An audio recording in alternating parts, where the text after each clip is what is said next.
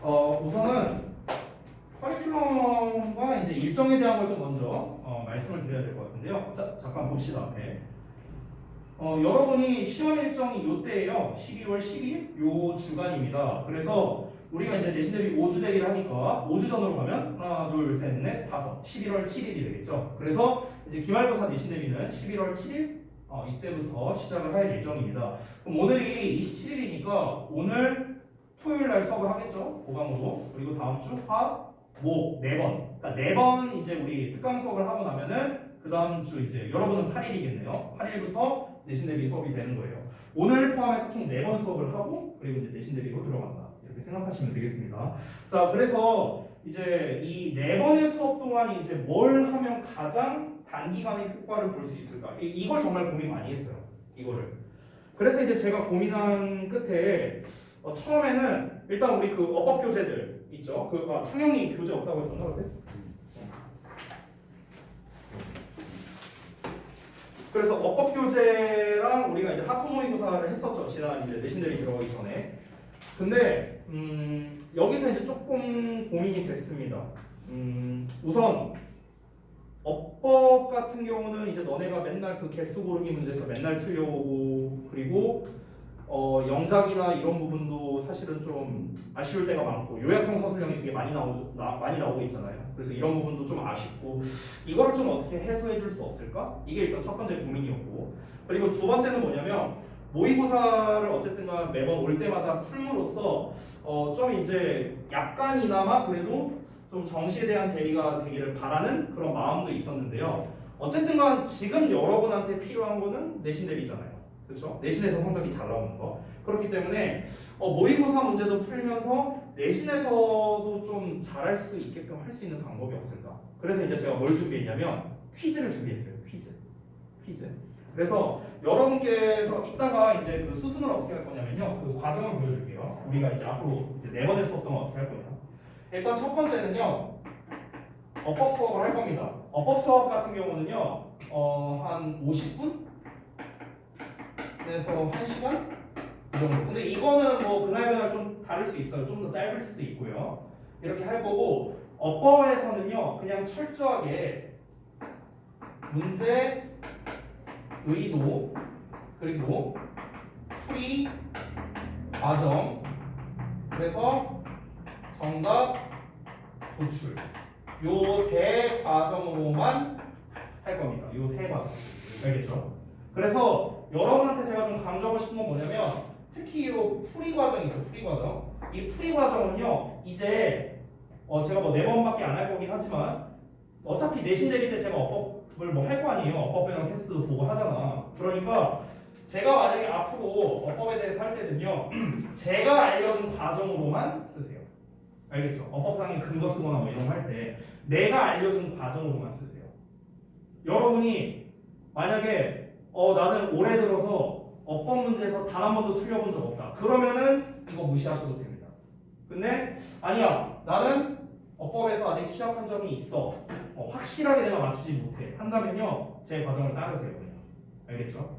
그래서 요거를 기준으로 제가 좀 상세하게 알려드릴 거고 여러분도 숙제를 하실 때 항상 요 3강 과정으로 작성을 해오셔야 됩니다. 그 교재를 보면은 오른편에 explaining이라고 쓰는 欄 있잖아요. 그쪽에다가 이 세 과정으로 쓰시면 되는 거예요. 제가 잠깐만요. 이거를 좀 미리 보이자면 어디가? 여기 있구나. 원래 내가 안 뽑아놨나 보네.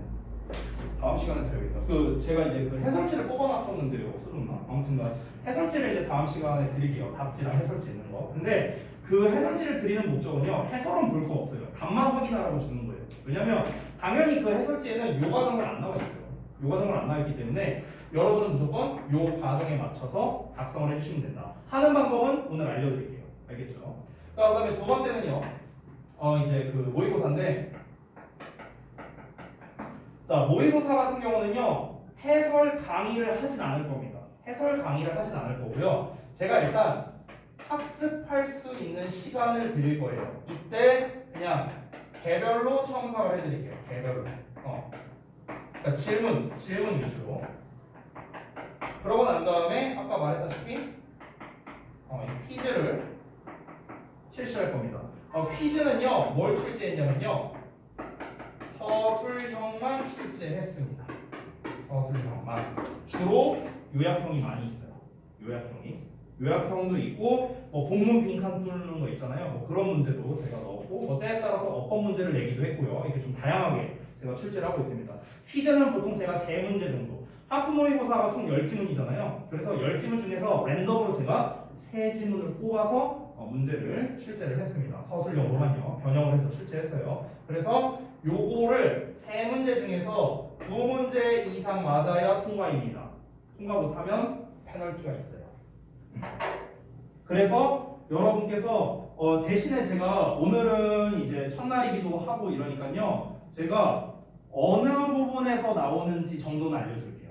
오늘. 그러니까 뭐 예를 들어 하프 모의고사 3번이랑 뭐 4번, 5번에서 내가 출제했다. 이 정도 내가 알려주겠다 이거야. 알겠죠? 그래서 어디에서 출제했는지는 알려줄 테니까 여러분이 그 학습하는 시간에 그걸 학습을 하시고 지문 파악이나 이런 걸 해설지 어차피 이제 다 줬으니까 아까. 그래서 해설지 보면서 지문 내용 파악이 잘 안 되는 거 있으면은 이제 그런 거 위주로 뭐 질문을 하시거나 하면 된다. 이렇게 이해하시면 돼요. 이해되셨나요? 네, 그래서 일단 우리가 앞으로 4회 정도는 요 과정으로 진행을 할 거다. 이렇게 이해하시면 되겠습니다. 혹시 좀 잘 이해 안 된 거 있나요? 내용 중에? 없으시죠? 자, 그러면 일단 어법 쪽을 먼저 좀 보도록 할게요. 근데 지난번에 우리 어디까지 했었지? 하도 오래 잡고 기억이 안 나네. 혹시 어디까지 했는지 아세요?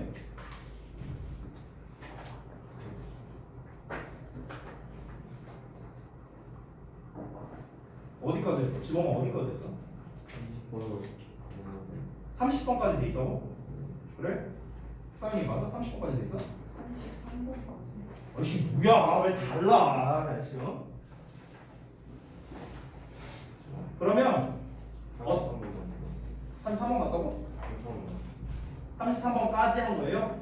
아 오케이 알겠습니다. 그러면 저는 다 34번부터 보자. 34번. 34번이 선택형 문제잖아요. 잠깐 넘겨갖고 35번을 먼저 볼게요. 35번. 자, 여기 좀 치우고. 자, 여러분 우측에 보면은 다시 한번 explain이 이렇게 쓰는 란이 있습니다. 그래서 여기다가 방금 전에 제가 말했다시피 요 3단 구조, 문제, 의도, 그리고 풀이, 과정. 그리고 맨 마지막에 정답 도출. 정답 도출은 따로 안 쓸게요. 이 풀이 과정에 포함시키겠습니다. 이렇게 나눠서 좀 한번 해보겠습니다. 제가 이제 항상 말씀드리는 거 동사 관련 어법 아니면 절 관련 어법 또는 기타 이렇게 3가지로 나뉘어져 있다. 고등부 어법은 항상 말씀드리죠. 그래서 한번 쭉 살펴볼게요. 밑줄만 한번 쭉 보자면 1번에 대세 밑줄 쳐져 있죠. 이거는 뭐냐? 절 관련된 어법입니다. 그래서 절이라고 쓸게요. 니네도 쓰세요. 절 관련 어법. 자, 그 다음에 넘어가서 2번에 similarly 나와 있죠. 이거는 기타에 속하는 건데요. 형용사 대 부사 문제입니다. 형용사 대 부사. 됐죠? 자, 그 다음에 3번에 이세 밑줄 쳐져 있죠. 이거는 아직 확인이 안 됩니다. 이게 수일치 문제인지 뭐 딴 문제인지 아직 확인이 안 되거든요. 그래서 일단 그냥 기타라고 써줄게요. 우선은 기타. 2번도 기타에 속하는 거예요. 그 다음에 4번 field 동사처럼 생긴 거죠? 동사 관련 어법입니다. 5번 we have 얘도 역시나 동사 관련 어법이죠. 됐나요? 자, 다시 한번 하나, 둘, 3개 동사 관련 어법, 절 관련 어법, 기타 이렇게 3개로 나뉜다고 했어요. 이게 고등 기출어법입니다. 수능이든 모의고사든 내신이든 전부 다 여기에서만 나오는데 기타에서 속하는 게 뭐냐면요. 바로 대명사, 대동사, 비교구문, 형용사 대 부사, 특수구문. 특수구문에서 제일 대표적인 건 도치구문이에요. 도치구문. 됐죠? 얘네가 바로 이제 하나 빼먹었다. 병렬구조. 뭐 병렬구조도 엄밀히 말하면 특수구문에 속하긴 하는데 일단 따고 있을게요. 얘네가 바로 기타에 속합니다. 그러면 이게 학년에 따라서 이게 출제 비중이 조금 달라요. 보통 1학년 때는요 5대 3대 2 비중으로 많이 나오거든요. 1학년 때는. 근데 2학년 때는 조금 달라집니다. 2학년 때는요 절의 비중이 조금 낮아져요. 한 1, 2 정도로 줄어들고요. 여기가 이제 조금 올라갑니다. 대충 이제 뭐 한 3, 4 이 정도로 이제 비중이 올라가요. 왜 그러냐면요. 절 관련된 어법의 핵심은 사실 구문 분석이거든. 구문 분석. 그러니까 절 관련된 어법 중에서 정말 고난도 문제를 제외하고는 대부분 구문 분석만 하면 풀려요. 얘는요. 즉 해석을 안 해도 거의 대부분 해결이 가능하다는 거야. 얘는. 근데 동사 관련 어법이나 이 기타에 속한 애들 있죠. 대명사 문제, 대동사 문제, 병렬 구조 문제 이런 애들 있죠. 이 세 개가 대표거든요. 이 세 개. 이 세 개의 공통점이 뭐냐면 전부 다 해석으로 풀어야 돼요. 해석으로. 그러면은 학년이 올라갈수록 지문 난이도가 높아지잖아. 지문이 어려우니까 해석이 잘 안 되는 거야. 해석이 잘 어렵다 보니까 그러니까 기타의 비중을 높이면 학생들이 많이 풀리겠죠. 이해되죠? 그래서 실제로 특히 고등학교 2학년 2학기부터는요. 절에 관련된 문제에서 이 기타로 비중이 좀 많이 넘어가는 편입니다. 그래서 실제로 우리가 그 수능 문제를 좀 보면은요. 거의 비중이 5대 2대 3 정도가 거의 국룰이에요. 거의 이 정도 비중으로 많이 출제가 된다. 동사 관련 어법은 뭐 압도적 1티어. 밑줄 5개 중에 동사 관련 어법이 하나도 없는 경우는 역사상 한 번도 없었습니다. 단 한 번도 없었어요. 그렇기 때문에 압도적은 1티어. 그 다음에 요 둘은 뭐 반반 가거나 아니면 얘가 조금 더 비중이 높아지거나 이렇게 되는 겁니다. 자 그러면은 일단 여러분이 어법 문제를 잘 풀려면 학년이 올라갈수록 어법 문제를 잘 풀려면요 조건이 일단 붙네요. 뭡니까? 해석을 할 줄 알아야 돼요. 그래서 그러니까 어법의 모양만 갖고는 이제 풀 수가 없는 거예요. 점점. 왜냐면 아까 말했다시피 대명사, 대동사, 병렬구조 전부 다 뭐야? 해석으로 푸는 거예요. 해석 안 하면 정확하게 풀 수 없어요. 정확하게. 그렇기 때문에 레벨이 올라갈수록 결국 해석 실력이 중요하다. 생긴 거는 어법 문제지만 사실상 해석 문제다라고 볼 수가 있고요. 동사 관련된 어법은 얘는 해석이 필요한 경우가 많은데 왜 그러냐면 동사 관련 어법이라는 건 결국에 이건 뭐 내가 항상 얘기하는 거지만 동사가 맞냐 동사가 아니냐잖아요. 결국에. 그럼 동사가 맞으면 보통 우리가 내는 문제가 수 아니면 태예요. 수일치 아니면 태라고. 근데 수일치는 그렇다 치더라도 태는 해석이 필요하잖아요. 능동수동. 그렇죠? 동사가 아니라면 뭘 씁니까? 준동사 쓰잖아. 준동사. 근데 준동사 문제에서 제일 많이 나오는 게 뭐예요? ing냐? pp냐? 이거 결국 무슨 문제? 결국 태예요. 태. 됐어? 그러면은 동사 관련된 문제는 어떻습니까? 결국에는 능동과 수동을 비교하는 문제가 가장 비중이 높다는 거고요. 그 말이 뜻은 해석을 해야만 풀 수 있다랑 연결이 된다는 거죠. 됐어? 그래서 학년이 올라갈수록 일단 해석과 구문 분석을 못하면 못 푸는 거예요. 특히 해석. 해석을 못하면 못 푸는 겁니다. 이런 게 비중이 많이 올라간다라고 볼 수 있어요. 자 그러면은 일단 전체적인 틀은 제가 말씀드렸으니까 각 번호별로 나눠서 한번 보도록 하겠습니다. 1번부터 한번 볼게. 자 1번에 대하고 밑줄 쳐져 있어. 그러면은 일단 가장 먼저 해야 될 게 뭘 것 같아요? 일단 문제 의도부터 한번 파악해 볼까 우리? 같이 한번 해보자. 문제 의도. 솔직히 말하면 대세 밑줄 쳐져 있을 때 바로 문제 의도를 찾기란 조금 어려워요. 근데 일반적인 케이스로 말하면요. 일반적으로는 왓된 문제거든요. 일반적으로는. 근데 이것만 보고 왓된 문제인지 알 수는 없습니다. 그래서 우리가 먼저 풀이 과정을 먼저 가야 돼요. 첫 번째. 자, 제일 먼저 뭘 해야 되냐면요. 대시나 왓에 밑줄 쳐져 있으면 앞을 구문 분석합니다.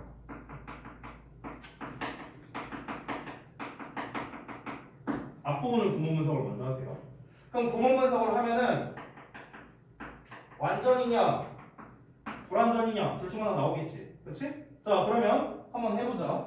항상 우리가 구문 분석을 할 때는요. 문장의 시작점과 끝점을 봐야 돼요. 시작점과 끝점. 시작점은 벗이 있는 부분입니다. 끝나는 점은 여기에요. flow예요. 됐죠? 여기까지 구문 분석을 하는 거야. 여기까지. 자, 그럼 보자. It wasn't with this 전치사의 명사, 또 in mind 전치사의 명사, 그 다음에 대시 이렇게 나왔어요. 됐어? 자, 그러면 잘 한번 볼게요. 여기서 우리가 일단 의심할 수 있는 요소가 하나 있습니다. 바로 뭡니까? 요거죠. 여기서는 약간 어법지식, 뭐 어법지식이라고 하기도 뭐하죠? 뭡니까? 가주어잖아, 가주어. 됐어? 가주어. 그러면은 이 뒤에 나와 있는 that은 진주어가 되겠네요. 됐어? 자, 그러면은 앞을 구문 분석했더니 이건 완전 불완전이 아니라 이걸로 접근해야 되네. 가주어 이시 나왔네요. 됐나요? 그럼 이제 우리가 확인해야 되는 거는 이제 진주어 자리가 맞느냐 이런 식으로 봐야겠네. 근데 여러분 사실 방금 전에 제가 말한 게 조금 위험할 수도 있거든요. 왜냐하면 뒷문장 구조에 따라 달라질 수 있어. 한번 볼게요. 만약에 뒷문장이 불완전한 문장이야. 그럼 이거 가주어 진주어 아니에요. 관계대명사라는 소리죠. 그렇죠? 그러니까 진주어가 아니라는 소리죠. 그렇죠? 그럼 뒷문장을 한번 볼게. 여기 주어놨어. 콤마는 수식어로 빼버리면 되겠죠. 그렇죠? 그 다음에 set out 동사 나왔습니다. 그 다음에 to find out 투부정사 나왔고요. find out의 목적어인 whether가 나온 거죠. whether 절이 나온 거예요. whether 절. whether 절 자체가 목적어 역할을 할 수 있으니까. 그렇죠? 그래서 whether 절에 주어 나왔고 house cats 그 다음에 동사 flow까지 나왔습니다. 자, 그러면은 지금 여기에서는 어떻습니까? 여기에서는 지금 뒷부분이 완전인가요? 불완전인가요? 완전한 문장 나왔죠. set out 나왔고요. 이 set out은 뭔가를 착수하다 그냥 이제 자동사예요. 자동사. 그래서 뒤에 목적어가 안 나옵니다. 되셨나요? 자, 그러면은 일단 가주어진 주어가 맞다라고 우리가 확인할 수 있겠네요. 자, 2단계는 뭡니까? 뒤를 구문 분석했죠. 뒤를 구문 분석했더니 어떻다? 완전한 문장이 나왔어요. 됐나요? 그럼 이걸 통해서 이제 우리가 알 수 있는 거. 결국에 접속사 that의 역할을 할 수 있다. 여기서 접속사 that은 뭐다? 진주어의 역할을 하는 거겠죠. 진주어의 역할. 되셨나요? 내가 내 교재도 안 펴고 하고 있었는데 잠깐만. 나도 내 교재를 펴게요.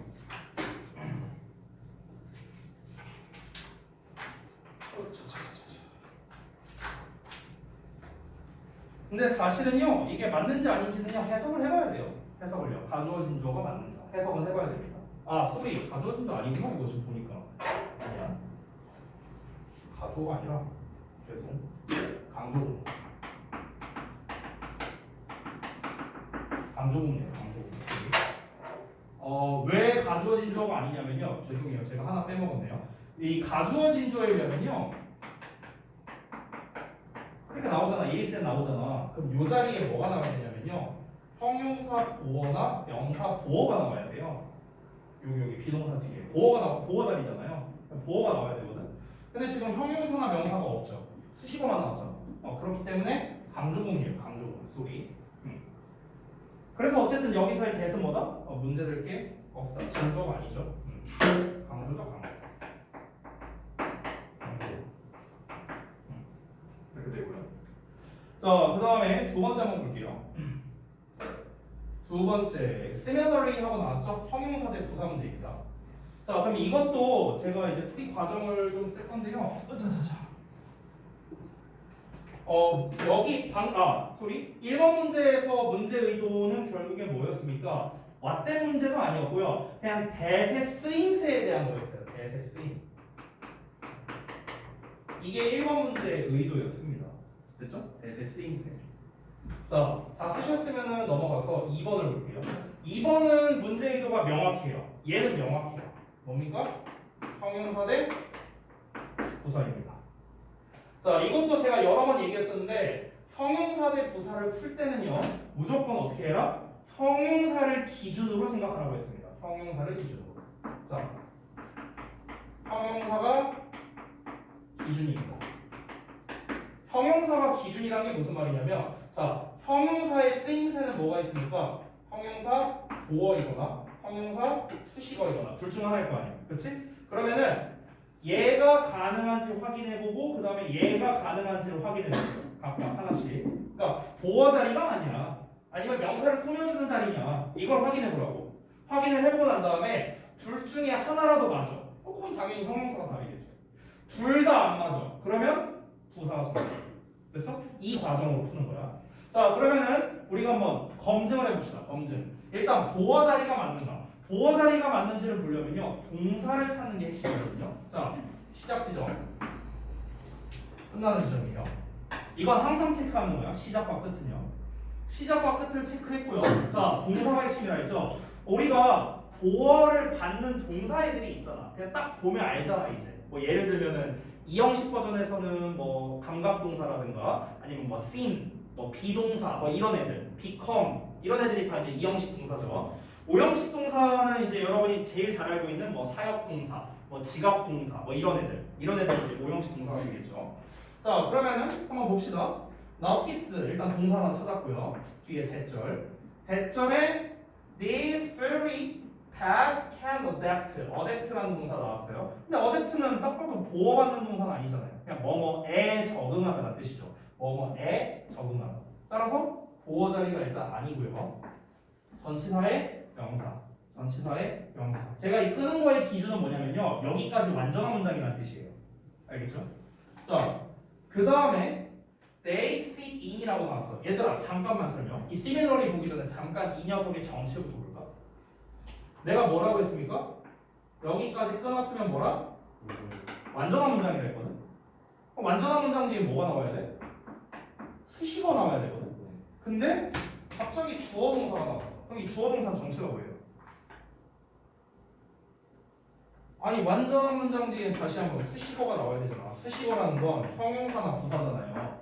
근데 지금 완전한 문장이 앞에 나왔는데 갑자기 주어 동사가 나왔다고. 그럼 이 주어 동사 정체가 뭘까? 당연히 수식어예요. 일단 수식어인데 얘가 어떻게 수식어의 역할을 할 수 있느냐? 덩어리가 앞에 있는 명사 꾸며주는 겁니다. 어떤 거? 목적격, 관계대명사 대신 생략돼 있는 거죠. 그래서 여기 보이세요? sit in의 목적어가 없잖아요. 그러니 목적격 관계대명사. 자, 어쨌든 넘어가서 그럼 어쨌든 sit이라고 나왔는데 sit도 보어를 받는 동사는 아니잖아요. 그렇죠? 비동사, become, turn 뭐 이런 동사 아니잖아. 그렇지? 그럼 따라서 일단 보어 탈락입니다. 얘 탈락. 그렇죠? 구문문서를 통해서 확인했어요. 그럼 수식어, 명사를 꾸며주는지 확인해보자고. 지금 한 단어짜리잖아요. 그렇죠? 물론 뒤에 to는 나왔어요. 보통 우리가 similar to 어쩌고 나오면 덩어리가 앞에 있는 명사를 꾸며주죠. 이해돼요? 그래서 앞에 명사가 나왔는가? 없어요. 앞에 명사가 없습니다. 뒤에도 없죠, 당연히. 그러면은 지금 명사를 꾸며주는 것도 아닙니다.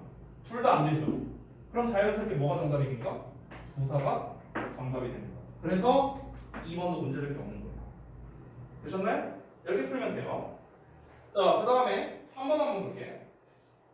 3번의 이승 이제 문제 의도를 아직까지는 파악할 수가 없습니다. 근데 일반적인 케이스를 먼저 말해줄게요. 일반적으로 이세 밑줄 쳐져 있을 때는요 가장 많이 나오는 게 수일치 문제예요. 대명사 수일치. 가장 일반적으로.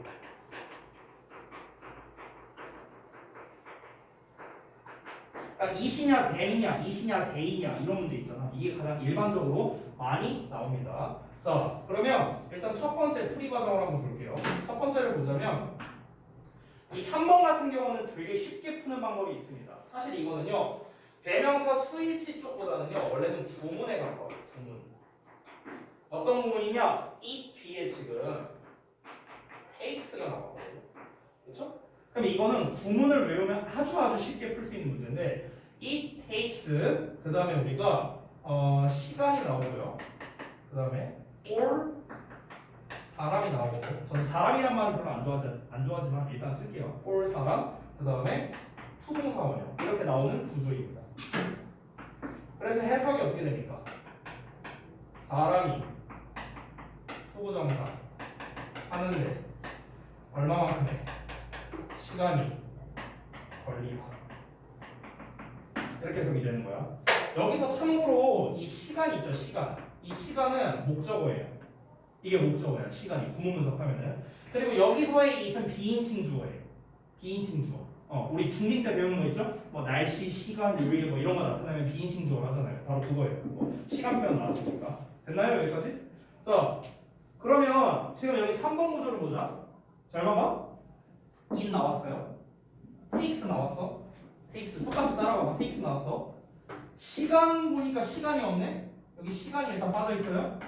뒤를 봐봐. for 사람 나왔나요? 여기선 사람은 아니고요. catch로 썼네요. 엄밀히 말하면 이제 이 사람이라고 쓴 게 의미상 주어예요. 투부정사의 의미상 주어. 그래서 어쨌든 for 목적격 나왔고 투부정사도 나왔네요. 됐나? 그러면 지금 쌤이 쓴 구조랑 비교했을 때 차이점은 뭡니까? 시간 빼고 다 나왔죠. 그렇죠? 그럼 시간은 어디에 있을까? 여기. time 하고 나와 있죠. 그럼 이 시간이 앞으로 빠졌네? 그럼 이거 어떻게 된 걸까? 어떻게 된 걸까? 어렵게 생각하지 마. 얘들아 봐봐. 쉬운 예문으로 보여줄게. 정말 쉬운 예문. I have a book이야. 삼형식이죠? 어북을 내가 한번 앞으로 빼볼게. 이렇게. 자 이렇게 했어. 위에 거는 내가 책을 가지고 있다. 아래 거 해서 어떻게 해요? 내가 가지고 있는 책이죠. 그럼 이거 뭡니까? 꾸며주는 거야. 목적격 관계된 거. 생명. 똑같은 거야. 내가 아까 시간이 목적어라고 했죠. 그래서 목적어를 앞으로 빼서 이 덩어리가 꾸며주는 구조로 만들어낸 거야. 목적어 자리가 여기죠. 시간이 목적어다. 시간 목적어. 시간 목적어가 앞으로 빠졌죠. 그래서 목적격 관계대명사 which 또는 대시 생략되어 있는 구조예요. 일단 구문상으로는 그렇습니다. 그럼 어쨌든 지금 문제는 이시잖아요. 이. 원래는 수일치 문제, 이시냐 개이냐로 문제를 내야 돼. 근데 수일치 문제는 아닐 거 아니야. 왜냐면 S 붙어있잖아 여기에. 그렇잖아. 그럼 3인칭 단수형이라는 걸 누가 보더라도 알 수 있는데 이걸 이시냐 개이냐라고 내겠어요? 당연히 안 내겠죠. 그러면 문제 의도는 뭡니까? 그냥 이세 자리가 맞느냐라는 거야. 이세 자리. 이세 자리가 맞느냐. 그러니까 뭐 this 같은 거 쓰는 거 아니냐. it을 쓰는 게 맞느냐. 근데 it을 쓰는 게 맞는 거죠. 왜? 구문상으로 그렇다고요. it takes 시간 for 명사의 투부정사. 이 구조상 맞으니까 it이 맞다. 이렇게 그냥 푸는 겁니다. 즉 구문함기 잘하고 있느냐. 이건 문제예요. 이 문제. 비인칭 주어 it이고요. 자, 그 다음에 4번 넘어갈게. 자, 4번은요 드디어 동사 관련 어법이 나왔는데 잠깐만 좀 지우고. 여러분 웬만하면 동사 관련 어법은 문제 의도를 쓸 때 한 최소 2개 정도는 써주셔야 돼요. 일단 시작은요 4번도 그렇고 5번도 그렇고 둘 다 일단 동사 자리로 시작해야 됩니다. 동사 자리. 문제 의도요. 일단 시작은 이거예요. 항상. 자, 그러면 구문 분석을 통해서 동사 자리가 맞나 아닌가를 판단해 보겠습니다. 자, 동사 자리가 맞나 아닌가. 시작 지점, 끝 지점. 구문 분석 해볼게. 주어 나오고요. 동사 나오고요. 전치사에 명사까지 나왔습니다. 자, 앞이 완전한 문장이네. 그럼 뒤에는 수식어가 나올 자리네요. 따라서 동사 자리가 아닙니다. 여기 동사 이미 있잖아요. 그렇죠? 동사 자리 아닙니다. 자, 그럼 첫 번째 구문 분석 해보니까 동사 자리가 아니래요. 자, 그럼 동사 자리가 아닌 걸 확인했어. 그럼 그 다음은 어떻게 해야 되냐? 동사 자리가 아니라는 거는요 준동사 자리라는 거거든요. 준동사 자리. 준동사라는 건 투부정사, 동명사, 분사 이런 애들 말하는 거잖아. 부정사, 동명사, 분사. 그러면 셋 중에 뭘 써야 되느냐가 문제잖아요. 여기에서 이제 어떻게 해결하면 되냐면 밑줄 쳐 있는 형태를 검증해 보세요. 자, 다시 어떻게 해요? 밑줄의 형태. 밑줄의 형태가 뭐예요? field잖아, field. 그렇죠? 그러니까 밑줄의 형태가 맞는지 검증을 하는 식으로 풀면 돼요. 검증. 밑줄의 형태가 맞는지를 검증해 보면 되는 거예요. 밑줄의 형태가 맞는가. 자, 일단 저기에서의 field는요. 다시 한번 말하지만 동사 자리가 아니에요. 그럼 동사가 아니니까 뭐밖에 안 돼요? pp겠죠. 그렇죠? 이디형으로 끝나는 건 과거형 아니면 과거 분사잖아요. 근데 과거형 동사가 아니잖아. 동사 자리가 아니니까. 따라서 이 녀석은 문제를 어떻게 접근해야 됩니까? 결국에는 fielding이 맞냐? vs field가 맞냐? 결국 무슨 문제? 능동과 수동 문제로 가게 되는 겁니다. 됐어? 그러니까 우리가 일반적으로 이렇게 field에 밑줄 쳐져 있으면은 그냥 너네가 그냥 ing 대 pp 문제겠지 뭐 이렇게 접근을 하는데 바로 그렇게 접근하면 조금 위험합니다. 이 과정이 있어야 돼요. 이 과정이 있어야 돼. 동사 자리가 아니기 때문에 얘는 준동사 자리고 준동사 자리니까 과거 분사냐 현재 분사냐 문제구나라는 이 과정이 도출돼야 돼요. 알겠죠? 안 그러면 실수가 나와요. 이 너네가 항상 이 어법 문제를 풀 때 자주 틀리는 이유가 뭐냐면 너네는 이걸 알고 있어. 이건 알고 있거든. 근데 이게 없어요. 여기. 이 과정이 빠져 있어. 근데 학교에서 시험 낸 문제 의도가 이게 아닐 수도 있잖아요. 아니 이게 아닐 수도 있잖아. 그러니까 틀리는 거예요. field가 아니라 had field가 정답일 수도 있잖아. 대과거가 정답일 수도 있잖아. 근데 우리 머릿속에는 필드에 밑줄 쳐져 있으면 무조건 이 문제로만 생각을 하는 거야. 그래서 너네가 많이 틀리는 거야. 알겠죠? 그래서 어떤 문제의 의도인지 정확하게 파악하기 위해서 우리가 요 과정을 거치는 겁니다. 알겠죠? 그래서 내가 하는 거야. 그래서. 자, 그러면 문제 의도가 추가됐네요. 결국 뭡니까? ing 대 vs pp 문제라는 걸 이제 알게 됐어요. 자, 그럼 이제부터 쉽죠, 오히려. 능동 뒤에는 목적어 나오고 수동 뒤에는 목적어 안 나오잖아요. 그렇지? 자, 그러면은 그게 나왔는지 한번 볼까요? fill up이 한 세트거든요. 이 up은 부사예요, 부사. 전치사가 아니고요. 그럼 뒤에 all the space라는 목적어가 나왔네요. 뒤에 목적어 나왔으니까 어떻게 써야 돼? 능동형 ing. 그래서 정답 4번 나왔습니다. 자, 이렇게 풀고 해석을 해보면 돼요. 이제는 해석을 한번 해볼게요. A cat in a small box. 작은 상자에 있는 고양이가 will behave, 행동할 거랍니다. Like a flu. 어떻게? 액체처럼 행동할 거래요. 그러니까 유체죠, 유체. 엄밀히 말하면 유체처럼 행동할 거랍니다. Filling up all the space. 모든 공간을 채우면서. 됐어요? 그 고양이가 공간을 채우는 거죠. 채워지는 게 아니라. 됐나요? 그래서 운동형으로 쓴다. 이렇게 푼 겁니다. 자, 5번도 볼게요. 5번. 5번도 똑같이 동사 자리로 시작을 하는 거예요. 자, 여기 다 지울게요. 자, 그것도 어떻게 해라? 시작 지점, 끝 지점, 구문문석 시작. 근데 일단 해볼게요. cat in a bathtub. 전치사의 명사 나왔는데 동사가 아직도 안 나왔죠. 그럼 또 묶어버려요. 이제 동사 나왔네. 그래서 try to minimize까지 체크할게요. 그냥 편의상 as contact 목적어 나왔고요. 전치사의 명사까지 나왔습니다. 그리고 앞에 and가 있네요. 얘가 핵심이죠? 무슨 문제? 병렬 구조네요. 자, 그럼 일단 동사 자리가 맞는지 아닌지 이거를 검증을 해야 되는데 검증을 하려면은 이 behave가 try랑 짝인지 behave가 minimize랑 짝인지를 확인해야 되거든. 근데 여기서는 확인할 필요가 없어요. 왜? 병렬 구조 문제잖아. 얘랑 짝이냐 얘랑 짝이냐 둘 중 하나인데 어차피 뭐랑 짝이어도 동사원형으로 쓸 수 있잖아요. 그렇죠? 어차피 얘도 동사원형이고 얘도 동사원형인데 상관없잖아. 그럼 5번은 뭐예요? 문제될 게 없는 거예요. 원래 병렬 구조는 해석해야 풀 수 있다 했잖아요. 근데 이런 애들은 해석할 필요가 없죠. 왜? 아니 짝을 지을 수 있는 게 동사원형밖에 없는데 뭐하러 해석해? 시간 아깝게. 그래서 문제될 게 없는 거다. 이렇게 풀 수 있겠습니다. 됐나요? 자, 그래서 사실 이 지금 문제 자체가요 어려운 건 아니에요. 난이도가 어려운 건 아닌데 분명한 건 뭐냐면 정답만을 맞추는 거랑 이 과정을 하는 거랑은 좀 얘기가 다릅니다. 일단 뭐 결론부터 말하면 동사 자리는 일단 맞아요. try랑 짝이거든요. 근데 그걸 몰라도 상관없다고. 병렬 구조잖아. 병렬 구조인 걸 어떻게 알았어? 앞에 and 있으니까 알게 된 거죠. 그렇죠? 그래서 우리가 답을 어떻게 도출했습니까?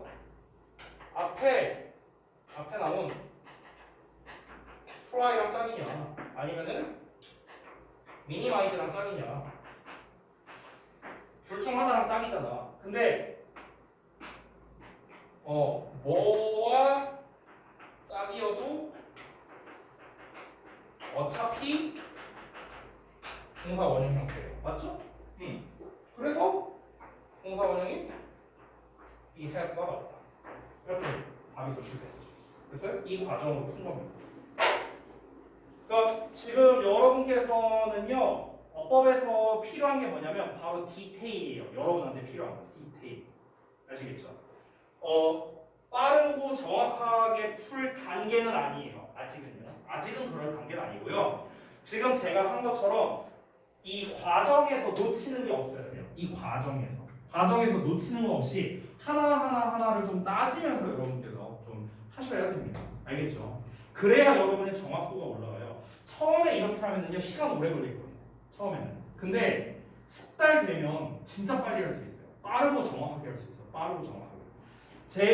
저는 물론 많이 해봤지만요. 제 기준으로 이런 어법 문제 푸는데 좀 넉넉 잡으면 1분 정도 걸려요. 넉넉 잡아서. 그러니까 여러분도 할 수 있어요. 제가 오랫동안 해서 그렇게 가능해진 게 아니라 제가 실제로 학생들 대상으로 실험까지는 아니고 한번 해봤어요. 해봤는데 한 이제 제가 알려준 요 과정대로 이제 아이들이 좀 꾸준히 해보니까 이제 점점 숙달이 되면서 이제 이게 점점 쓸 필요가 없어지는 거야. 왜냐면 이게 머릿속에서 계산이 되거든. 굳이 안 써도.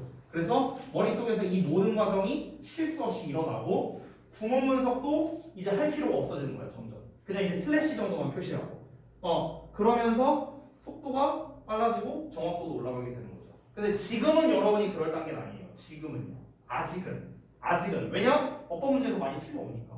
그러니까 반드시 여러분께서 지금은 이 과정에 맞춰서 이 모든 거를 다 해주셨으면 좋겠어요. 아시겠죠? 네. 자, 그러면은 잠시만 쉬었다가 이어서 하겠습니다.